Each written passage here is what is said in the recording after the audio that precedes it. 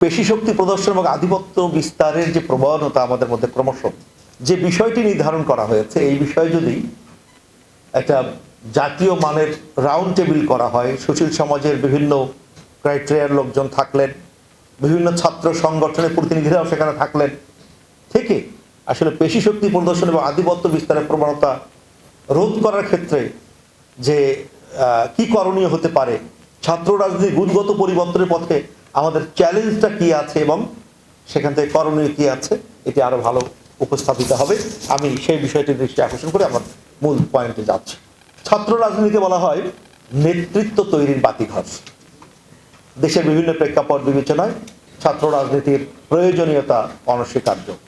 বিভিন্ন ধরনের দুর্নীতি, অন্যায়, অবিচার, সন্ত্রাসী কার্যক্রম, দেশের স্বার্থ সংশ্লিষ্ট বিভিন্ন বিষয় এবং সর্বোপরি শিক্ষার্থীদের বিভিন্ন দাবি দাওয়া নিয়ে আওয়াজ তুলতে ছাত্র রাজনীতির কোনো বিকল্প নেই। মূলত শিক্ষার্থীদের স্বার্থ সংশ্লিষ্ট বিষয় নিয়ে আলোচনা তোলা, এজেন্ডা হিসেবে গ্রহণ করানো এবং সেই এজেন্ডার পক্ষে ইতিবাচক সিদ্ধান্ত গ্রহণ করতে কর্তৃপক্ষকে বাধ্য করার লক্ষ্যে পরিচালিত রাজনৈতিক কর্মকাণ্ডকেই ছাত্র রাজনীতি বলা যায়। ছাত্র রাজনীতি বিশেষ কোনো দলের নয়, এটি স্বতঃস্ফূর্ত। ছাত্র রাজনীতির উদ্দেশ্য কখনো রাষ্ট্র ক্ষমতায় যাওয়া নয়, শিক্ষার্থীদের অধিকার সংক্রান্ত বিষয় নিয়ে কাজ করা ছাত্র নেতাদের মৌলিক দায়িত্ব। কিন্তু ছাত্র রাজনীতি সেই অবস্থান থেকে যোজন যোজন দূরে অবস্থান নিয়েছে। রাজনৈতিক দলকে ক্ষমতায় বসানোর সিঁড়ি হিসেবে ব্যবহৃত হচ্ছে ছাত্র সংগঠনগুলো। ফলে রাজনৈতিক দলের প্রভাবে পেশি শক্তির প্রদর্শন ও আধিপত্য বিস্তারের প্রবণতাই এখন ছাত্র রাজনীতির মৌল উদ্দেশ্য হিসেবে দৃশ্যমান হচ্ছে।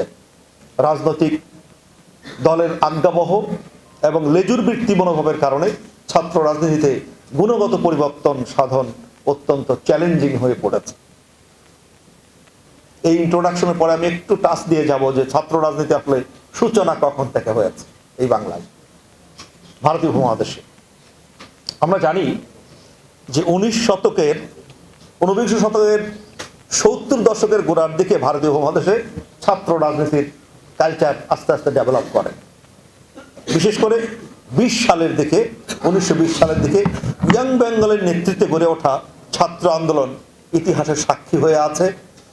এটি মূলত Henry Louis Vivian Derozio, Krishnamohan Bandyopadhyay, Ramgopal Ghosh, Ramtanu Lahiri, Pearychand Mitra তাদের নেতৃত্বে ছাত্ররা প্রচলিত হিন্দু ধর্মের রক্ষণশীলতা, কুসংস্কার এবং সামাজিক অনাচারের বিরুদ্ধে বিদ্রোহ ঘোষণা করেন।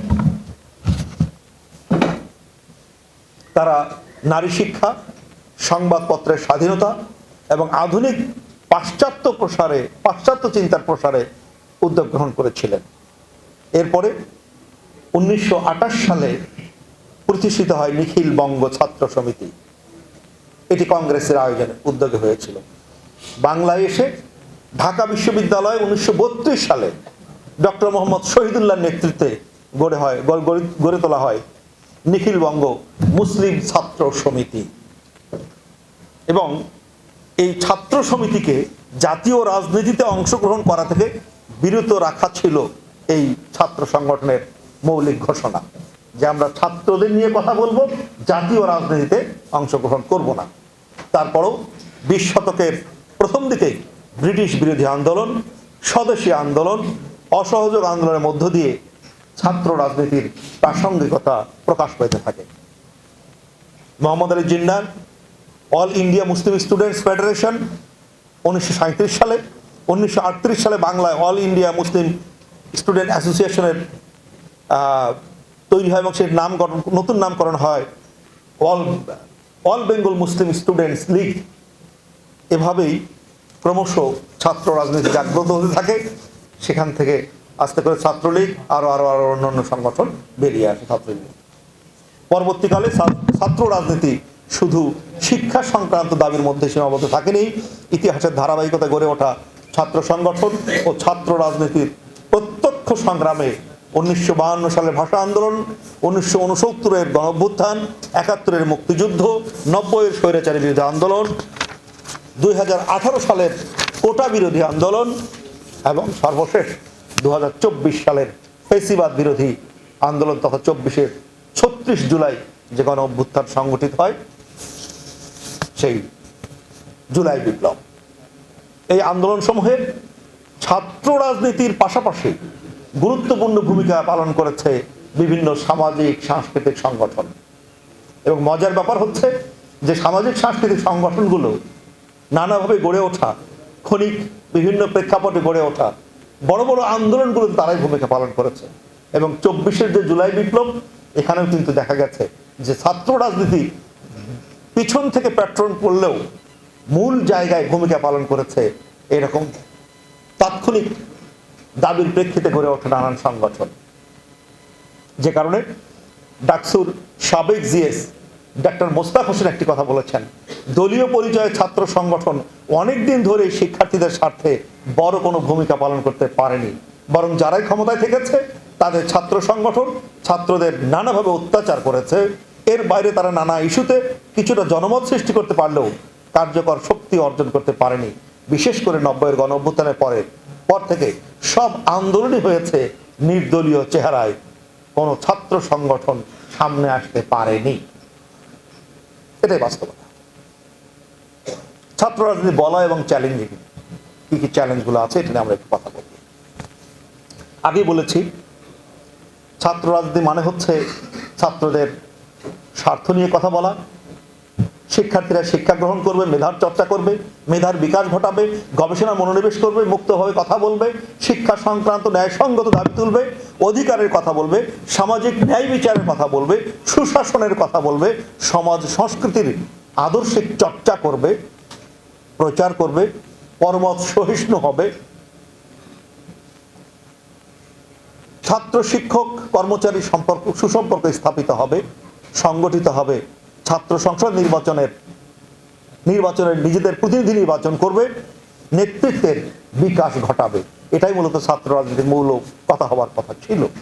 এভাবে ছাত্র রাজনীতির মূল উদ্দেশ্য হওয়ার দাবি দাওয়া থাকলেও সেখান থেকে আমরা সরে এসেছি। মূলত কথা ছিল ছাত্র রাজনীতির মূল উদ্দেশ্য হচ্ছে শিক্ষার অধিকার নিশ্চিত করতে, শিক্ষার্থীদের ন্যায্য দাবিগুলো আদায়ে আলোচনা, পর্যালোচনা এবং সংলাপের মাধ্যমে জনমত গঠন ও সেগুলো অর্জনে কর্তৃপক্ষের উপর চাপ প্রয়োগ করা। ছাত্র রাজনীতির লক্ষ্য হবে শিক্ষার্থীদের নিজেদের সুশিক্ষার স্বার্থে শিক্ষার সুষ্ঠু পরিবেশ ও শিক্ষা ব্যবস্থার উন্নয়নে সংঘ শক্তি হিসেবে কাজ করা। জাতীয় রাজনীতির সপক্ষে দলীয় রাজনীতির প্রভাব বলয়ের বাইরে থেকে স্বাধীন চিন্তার বিকাশ ও প্রকাশের জন্য শিক্ষার্থীদের দ্বারা গঠিত, শিক্ষার্থীদের দ্বারা পরিচালিত, শিক্ষার্থীদের স্বার্থে কাজ করাই হচ্ছে মূলত ছাত্র রাজনীতির মূল উদ্দেশ্য। জাতীয় দুর্দিনে কেবল তারা জাতীয় পর্যায়ে সম্পৃক্ত হবে, বাকি সবসময় তারা থাকবে শিক্ষার্থীদের সমস্যার বিষয়গুলো নিয়ে। কিন্তু বর্তমান প্রেক্ষাপটে ছাত্র রাজনীতির একটা জঞ্জাল এবং আতঙ্কের নাম হয়ে পড়েছে। ছাত্র রাজনীতির মধ্যে শিক্ষাগত মান কমেছে নিষ্ঠা, মানবিকতা, আদর্শবাদিতা ভীষণভাবে কমেছে, আদর্শবাদিতার অব্যাহত চর্চা, স্বার্থবাদিতা ও সুবিধাবাদিতা বিশালভাবে আশ্রয় নিয়েছে ছাত্র রাজনীতির মধ্যে। গণতান্ত্রিক সহিষ্ণুতা প্রায় উঠেই গেছে বলা যায়। এবং এর সূচনা আমরা দেখেছি বাংলাদেশ হওয়ার আগেই, পাকিস্তান আমলেই। সেখানে সরকারি দল বিরোধী দলগুলোর উপর যেমন দমন পীড়ন করেছে, আবার নিজেরা একই মাটিতে বাংলা ভূখণ্ডে পূর্ব পাকিস্তানে একই ভাষায় কথা বলি, একই সাথে চলাফেরা করি, একই বিশ্ববিদ্যালয়ে পড়ি, শুধু আদর্শিক কারণে সেখানে বৈষম্যের জায়গা তৈরি হলো। এবং প্রথম খুনের যে ঘটনা ঘটেছে এটি আপনারা জানেন যে 1969 সেখানে শহীদ আব্দুল মালিককে 15ই আগস্টে যেভাবে হত্যা করা হয়েছে রেসকোর্স ময়দানে, এখান থেকে শুরু হয়েছে ছাত্র হত্যার, প্রতিপক্ষ রাজনৈতিক বন্ধুকে হত্যার মহোৎসবের যাত্রা। এরপরে আমরা দেখলাম স্বাধীনতার পর থেকে ছাত্র রাজনীতির এসব নেতিবাচক দিক ক্রমবিকশিত হয়ে চরম আকার ধারণ করেছে। বেড়েছে রাজনৈতিক দুর্বৃত্তায়ন, রাজনৈতিক লেজুর বৃত্তি,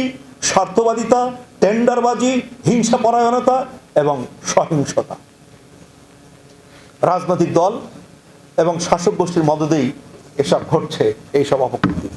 ইতিমধ্যে আমরা দেখেছি যে আজকের যে আয়োজন, বাংলাদেশ স্বাধীনতার পরে 1982 সালের 11ই মার্চ ইসলামী ছাত্র শিবির রাজশাহী বিশ্ববিদ্যালয়ে নবীনবরণ আয়োজন করেছে। সেই নবীনবরণ আয়োজনে সুন্দর সুষ্ঠু একটি আয়োজনে অতর্কিত হামলা চালিয়ে 4 জন ভাইকে শহীদ করা হয়েছে এবং যেভাবে নির্মমভাবে হত্যা করা হয়েছে, ইটের উপরে ইট দিয়ে থেতলে থেতলে মানুষকে হত্যা করা, এই যে একটা মানে লোমহর্ষক চিত্র যাত্রা শুরু হয়ে গেল, এই যাত্রা আর থামেনি। এই যাত্রা সামনের দিকে এগিয়ে চলছে। এখন তো ফেসবুক খুললেই ভয়াবহ অত্যাচারের খবর আমরা দেখতে পাই। লেজুর ভিত্তিক রাজনীতির মাধ্যমে জাতীয় রাজনীতিকে সক্রিয় কোনো রাজনৈতিক দলের ছাত্র সংগঠন হিসেবে ছাত্রদের মধ্যে সেই দলের সমর্থন তৈরি করা, নেতৃত্ব তৈরি করা এবং সেই দলের সাথে ছাত্রদের বৈধ এবং অবৈধভাবে ব্যবহার করাই হচ্ছে এখন ছাত্র রাজনীতির মূল সিঁড়ি। রাজনৈতিক দলগুলো ছাত্র রাজনীতিকে ক্ষমতায় টিকে থাকার হাতিয়ার হিসেবে ব্যবহার করছে। ছাত্র, শিক্ষক থেকে শুরু করে সাধারণ মানুষ এখন ছাত্র রাজনীতির নাম শুনলে ভয় পায়।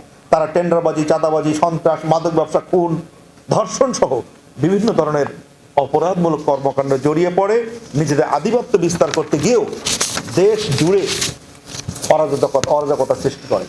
আপনারা দেখেছেন যে একই দল করে, একই সাথে ওঠা বসা, শুধু আধিপত্য বিস্তারকে ঘিরে এই 24শে জুলাই বিপ্লবের পরও কতগুলো প্রাণকে আমরা ধরে দিতে দেখেছি।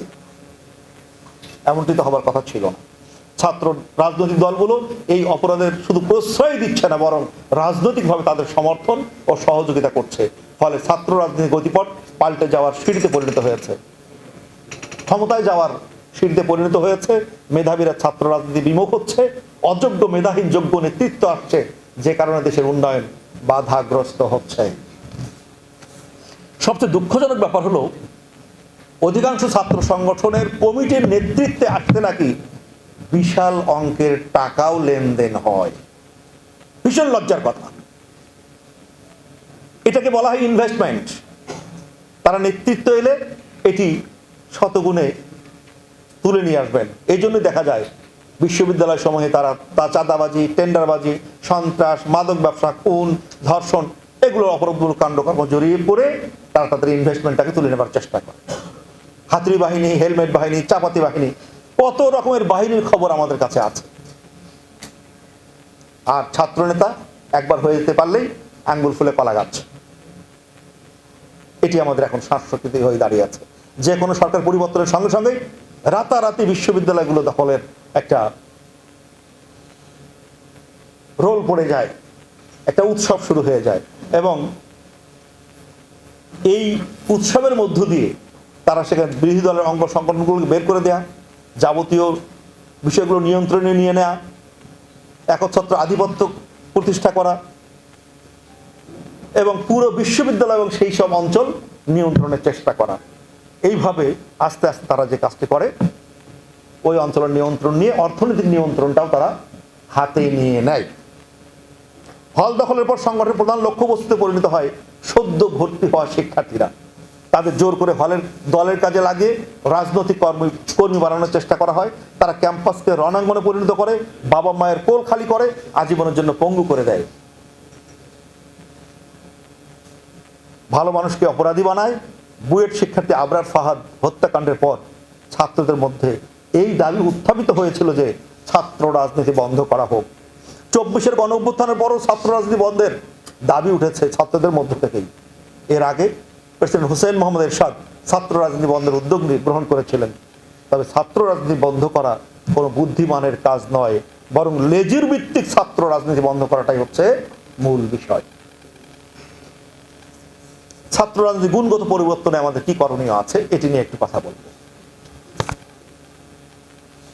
মূলত ছাত্র রাজনীতিতে গুণগত পরিবর্তনের প্রধান চ্যালেঞ্জ হলো দলীয় লেজুর বৃত্তি মুক্তিকরণ। দলীয় লেজুর বৃত্তি মুক্তকরণ, সহিংসতা নির্মূল, মেধাভিত্তিক নেতৃত্ব প্রতিষ্ঠা, শিক্ষার্থী বান্ধব এজেন্ডা নির্ধারণ, দখলদারিত্বের সংস্কৃতির পরিবর্তন সাধন, শিক্ষাঙ্গনে গণতান্ত্রিক পরিবেশ ফিরিয়ে আনা, রাজনৈতিক প্রভাব মুক্ত ছাত্র সংসদ কার্যকর করা এবং সাধারণ শিক্ষার্থীদের আস্থা অর্জন করা এখন ছাত্র রাজনীতির মৌলিক চ্যালেঞ্জ। এই চ্যালেঞ্জ মোকাবেলায় কয়েকটি বিষয় আমি করণীয় সুপারিশ করেছি, সেদিকে আমরা যেতে চাই। লেজুর ভিত্তিক রাজনীতি পরিহার। প্রথম কথা, ছাত্র রাজনীতিকে সঠিক ধারায় আনতে হলে প্রথমেই লেজুর ভিত্তিক ছাত্র রাজনীতি পরিহার করে মেধাবী ছাত্রদের রাজনীতিতে ফেরাতে হবে। এক্ষেত্রে বৃহত্তর রাজনৈতিক দলের আজ্ঞাবহ হিসেবে নয়, বরং ছাত্র সংগঠনগুলো স্বতন্ত্রভাবে কাজ করার স্বাধীনতা আদায় করতে হবে। রাজনৈতিক দলের ভাবাদর্শের ছাত্র সংগঠন লেজুর ভিত্তিক ছাত্র রাজনীতি এক নয়, এটি নিয়ে কিন্তু ভুল বোঝাবুঝি হয়। আবারও বলছি, কোন রাজনৈতিক দলের ভাবাদর্শে ছাত্র সংগঠন থাকতে পারে, সেই ছাত্র সংগঠন থাকা আর লেজুর ভিত্তিক রাজনীতি এক বিষয় নয়।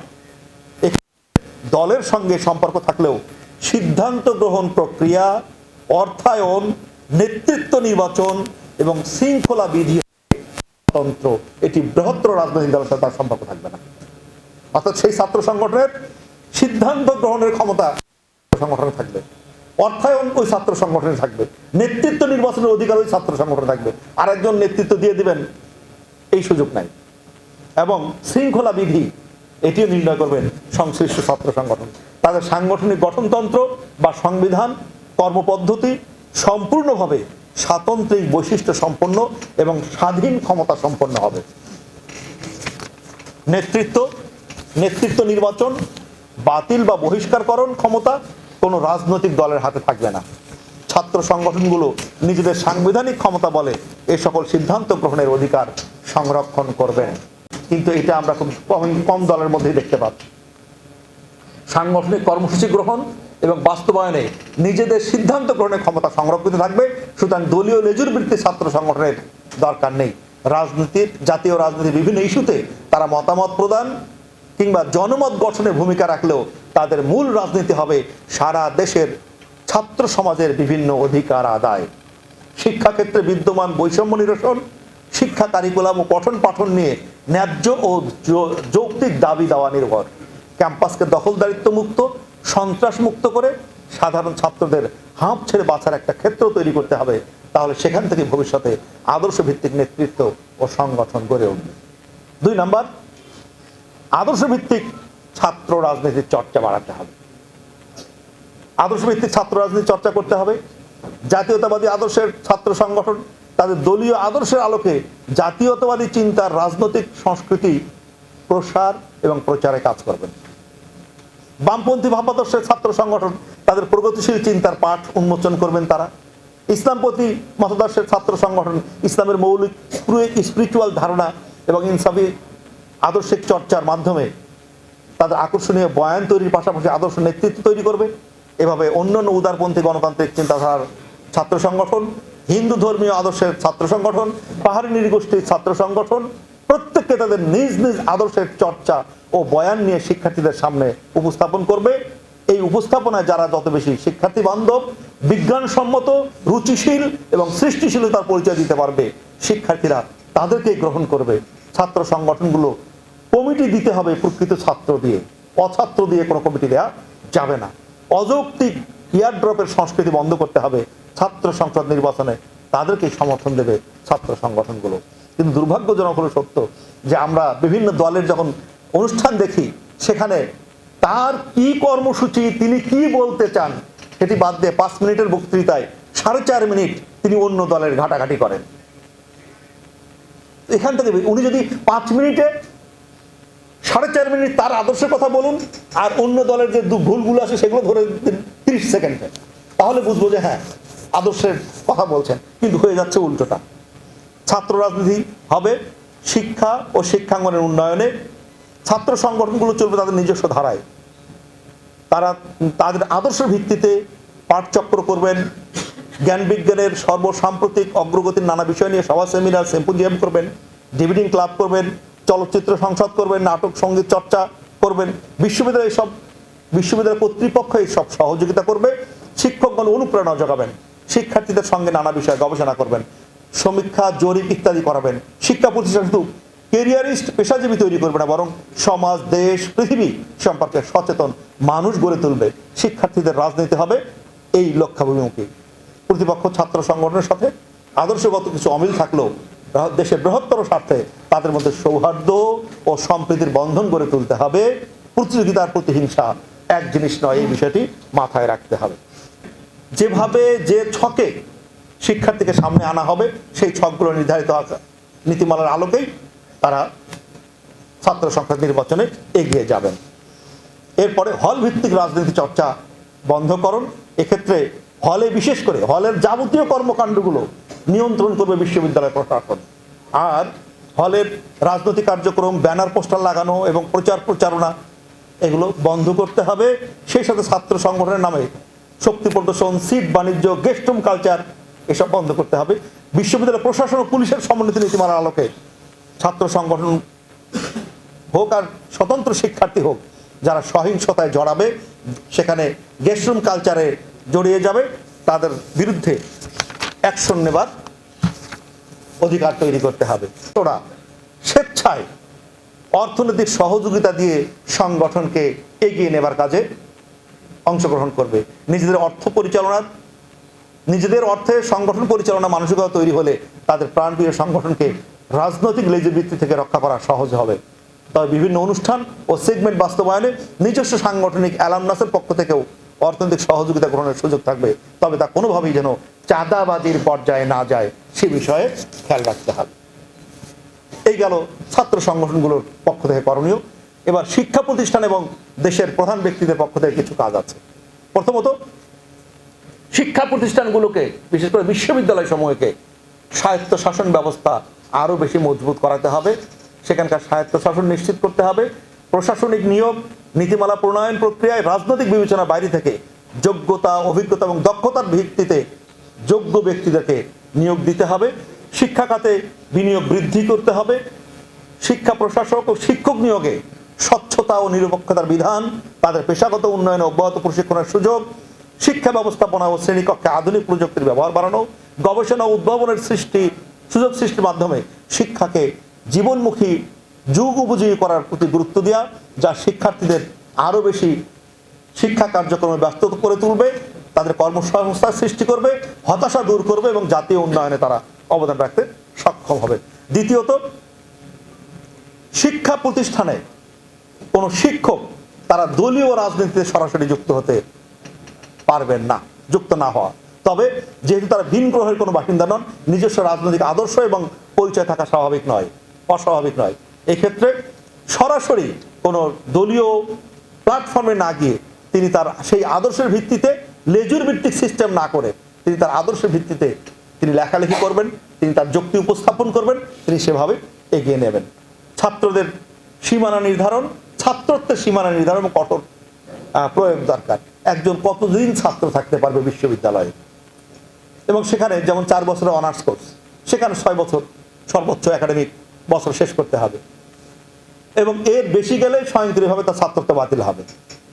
এভাবে ইচ্ছাকৃতভাবে ইয়ারড্রপ করে যাওয়ার রাজনীতি, যদিও এটা এখন অনেকটাই কমে এসেছে, কোনো কোনো বিশ্ববিদ্যালয়ে খানিকটা আছে, কোনো কোনো বিশ্ববিদ্যালয়ে নেই। একসময় আমরা দেখলাম 15 বছর ধরে তিনি বিশ্ববিদ্যালয়ে পড়েন, এখন অন্তত সেই সিস্টেমটা উঠে গেছে, এবং এবারের ছাত্র সংসদ নির্বাচনে তার কিছু ফলও পাওয়া গেছে। বিশ্ববিদ্যালয়গুলোতে শতভাগ আবাসন ব্যবস্থা নিশ্চিত করতে হবে। আর সিটের ঘাটতি না থাকলে এই যে বড় ভাইয়ের গোলামী রাজনীতি, এখান থেকে বেরিয়ে আসা সম্ভব হবে। সিটের লোভে জুনিয়রদের শোষণ করা বন্ধ হবে। শিক্ষার্থীরা রাজনৈতিক চাপ ছাড়াই পড়াশোনা করতে পারবে। গেস্ট রুম, টিভি রুম সহ সকল গমনাগমন স্থলে সিসিটিভি ক্যামেরা এবং সেগুলো নিশ্চিত করে তাদের অভয় দিতে হবে, এবং যে কোনো ধরনের সহিংসতা হলে তার দ্রুত বিচার করে আইনি ব্যবস্থা গ্রহণ করতে হবে।